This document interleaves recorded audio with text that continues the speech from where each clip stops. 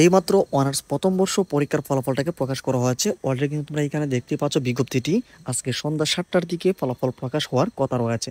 তো এখন রেজাল্টটা প্রকাশ করা হয়েছে। এখন চাইলে তোমরা কিন্তু ওয়েবসাইটে এমনকি এসএমএস এর মাধ্যমে তোমাদের ফলাফলটুকু দেখতে হবে। তো তোমরা কিভাবে অনলাইনে তোমাদের ফলাফলটুকু দেখতে পারো এই বিষয়ে আমরা তোমাদেরকে এখনই দেখাচ্ছি। তো আমরা চলে যাচ্ছি ন্যাশনাল ইউনিভার্সিটির যে ওয়েবসাইট রয়েছে সেখানটাতে।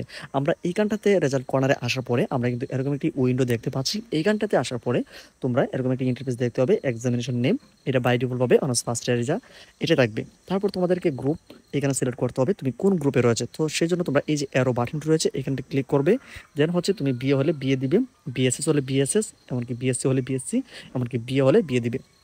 এরকম যেটা হয় থাকো না কেন সেটা তোমরা দিবে। তারপরে তোমরা এইটা সিলেক্ট করার পরে নিচে এসে তোমরা দেখতে হবে দুইটা বক্স রয়েছে। এখানে তোমাদের রেজিস্ট্রেশন নাম্বারটা দিতে হবে।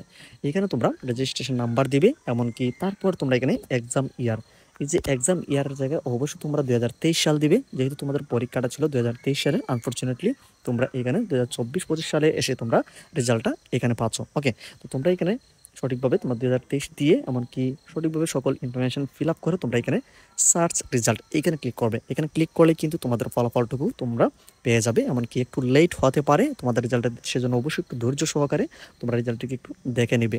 যেহেতু রেজাল্টটা পাবলিশ করা হয়েছে, তোমার মতো অনেক শিক্ষার্থী কিন্তু চেষ্টা করবে এই ওয়েবসাইটগুলিতে এসে তাদের রেজাল্টটাকে চেক করার। সেজন্য এখান থেকে অনেক হ্যাসেল হবে রেজাল্টটাকে দেখতে, এমনকি অনেক সময় লাগবে।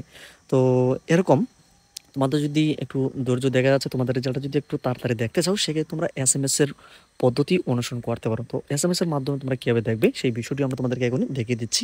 এসএমএস এর মাধ্যমে রেজাল্টটাকে দেখার জন্য তোমরা কিন্তু অলরেডি দেখতে পাচ্ছ এসএমএস ফরম্যাট। তো এখানে তোমরা চলে আসবে, তোমাদের মোবাইলের যে এসএমএস রয়েছে সেইখানটাতে অবশ্যই তোমাদের সিমে অবশ্যই তোমাদের পর্যাপ্ত পরিমাণে একটা টাকা অর্থাৎ ব্যালেন্স রাখতে হবে। তো দেখা যাচ্ছে প্রতিটা এসএমএস এর জন্য 2.5 টাকা থেকে 3 টাকার মতো একটা ফি কাটা হয়। তো সেই জন্য তোমরা একটু এই ব্যালেন্সটা তোমরা অবশ্যই ঠিক রেখে তোমার মেসেজ অপশনে এসে তোমরা টাইপ করবে এআরইউ, তারপরে তোমরা S1 দিবে, যেহেতু তোমরা অনার্স ফার্স্ট ইয়ার রেজাল্টে দেখবে।